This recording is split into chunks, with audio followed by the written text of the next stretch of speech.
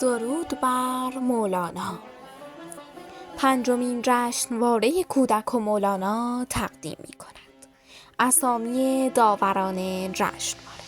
هر که ز غوغا و سر سودا سر کشد اینجا سر ببریدش، عام بیاید خاص کنیدش، خام بیاید هم بپزیدش. باغ و جنانش، آب روانش، سرخی سیبش، سبزی بیدش. متصل است او، معتدل است او، شمع دل است او، پیش کشیدش. جان من است او، هی مزنیدش، آن من است او، هی مبریدش. آب من است او، نان من است او، مثل ندارد باغ امیدش. باغ و جنانش، آب روانش، سرخی سیبش، سبزی بیدش.